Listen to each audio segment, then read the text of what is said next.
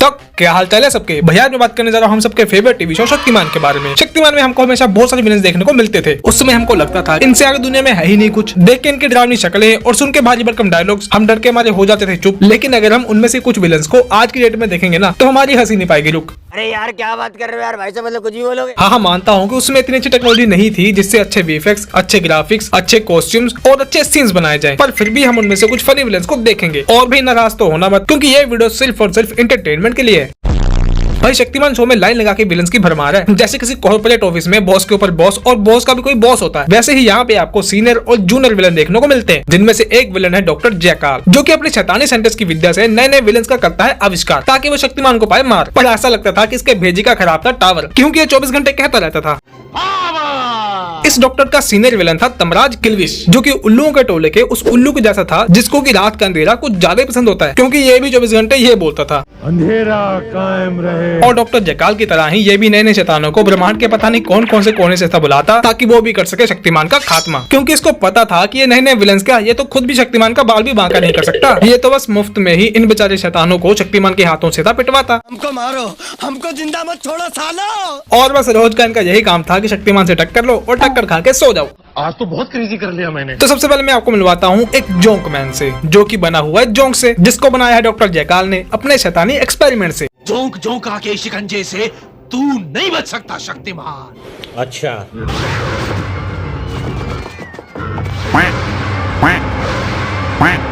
ये क्या है? इस जोंक मैन के चलने का स्टाइल बड़ा ही कैजुअल है, चलता है मुर्दा लाश के जैसे। और जोंक तो ये किसी एंगल से लग ही नहीं रहा है। सच पूछो तो समुद्र में रहने वाले ऑक्टोपस का इंसानी वर्जन लग रहा है ये। सही बात है। बस छोटे छोटे बच्चों को डराना आता है इसे, भूतों की तरह चलना आता है इसे, और सामने पड़े किसी भी सामान को निगलना आता है इसे।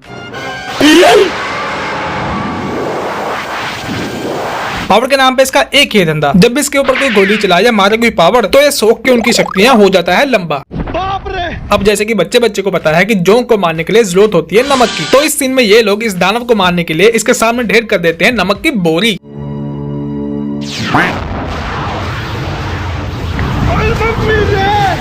बताओ भाई ये जोंक दानव तो बड़ा ही अनपढ़ गवार किस्म का निकला। जोंक हो के इसको ये नहीं पता कि नमक होता क्या है, दिखता कैसा है और उसका इसको क्या नुकसान है। बस इसी अनपढ़ता और नॉलेज की कमी के कारण ये मस्त चलता हुआ आता है और इस नमक के ऊपर पैर रख देता है और डिस्को डांस करते हुए मर जाता है।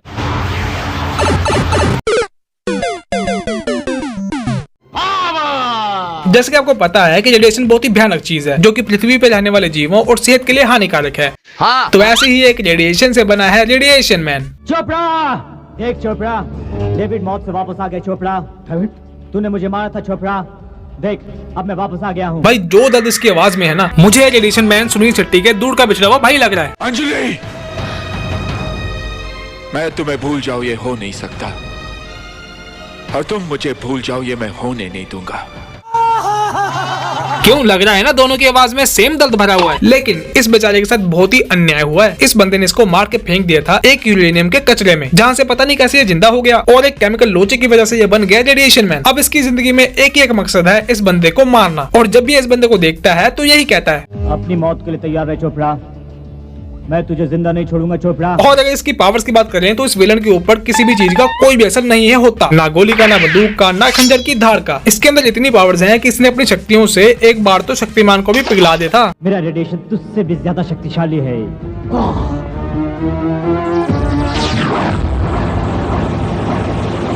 Well done. पर शक्तिमान के आगे कोई टिक सकता है क्या? शक्तिमान फिर से हो गए जिंदा और पहन के आ गया पूरी बॉडी के ऊपर रेडिएशन प्रूफ कवच। और फिर इस रेडिएशन मैन को ऐसे मारा कि जैसे ये कोई सुपर विलेन नहीं बल्कि हो कोई मामूली गुंडा।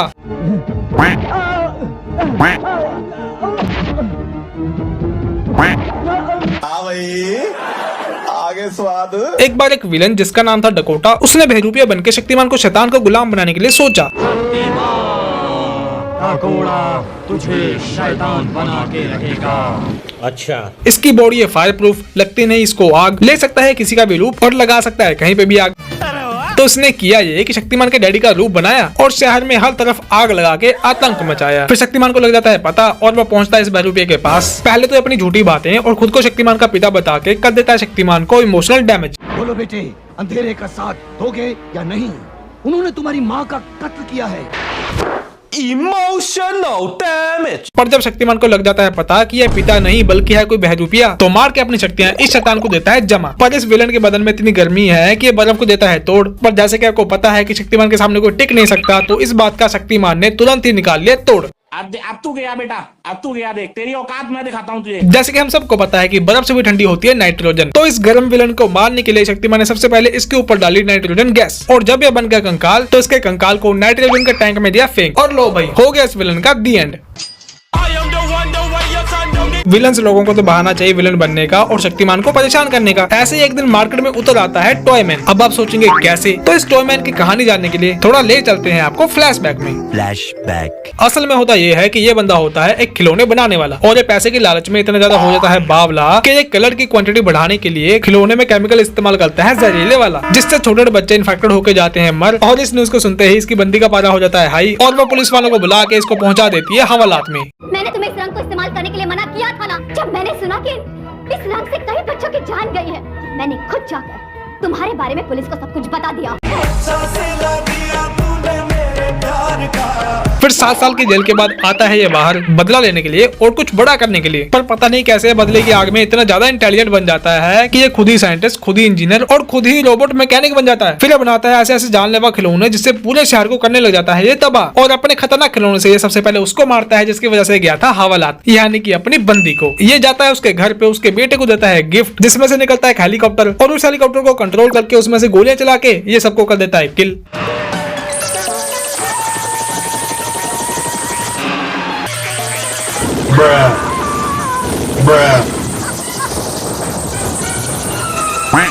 लेकिन ये क्या लगता है इस बंदे ने भी मित्रुंदा से इंस्पिरेशन ली है। एक गेम खेलने वाले खिलौने से पता नहीं कैसे ये बंदा इतने सारे टॉय एरोप्लेन्स को कंट्रोल कर रहा है, वो भी एक साथ। पता नहीं। खिलौनों को कंट्रोल करने की इस बंदे के पास एक अलग ही टेक्नोलॉजी है। गजब। और तो और कभी कभी तो ये इन्हीं एरोप्लेन्स को कंट्रोल करता है एक गेम खेलने वाले रिमोट से, वो भी टीवी पे लाइव टेलीकास्ट देखते हुए। फिर एक दिन ये टॉयमैन कर लेता है किडनैप गीता को और ले जाता है अपनी खुफिया खिलौना फैक्ट्री की गुफा में। अब गीता मुसीबत में हो और शक्तिमान ना आए, ऐसा तो हो ही नहीं सकता, तो शक्तिमान यहाँ पे तुरंत पहुंच जाता है। ये टॉयमैन फिर से अपने खिलौनों का दिखाते हुए जलवा करवा देता है शक्तिमान के ऊपर हमला, पर शक्तिमान एक एक करके इन सारी खिलौनों को देता है फोड़। फिर ये टॉयमैन भेजता है अपने हाथों से बनाए हुए रोबोट, पर शक्तिमान इनको भी देता है तोड़। अपने सारे प्रोडक्ट इस्तेमाल करके जब ये टॉयमैन शक्तिमान को नहीं हरा पाया, तो इसने निकाला अपना आखिरी प्रोडक्ट जो की था बॉम्ब। पर जैसे की आपको पता है कि शक्तिमान के सामने कोई टिक सकता है क्या, तो शक्तिमान गीता को लेकर गुफा से बाहर निकल जाता है और यहाँ पे हो जाता है एक भयंकर विस्फोट। शक्तिमान, ये मत समझना कि टॉयमैन खत्म हो गया है। तुमसे बदला लेने टॉयमैन आएगा शक्तिमान, बहुत जल्द आएगा। अब पता नहीं वापस से टॉयमैन कभी आया कि नहीं आया, लेकिन इस चैनल पे ऐसी वीडियोस आती रहेंगी। बस आप इस वीडियो को लाइक कर दो, शेयर कर दो, चैनल को सब्सक्राइब कर लो। अब हम मिलेंगे अगली वीडियो में।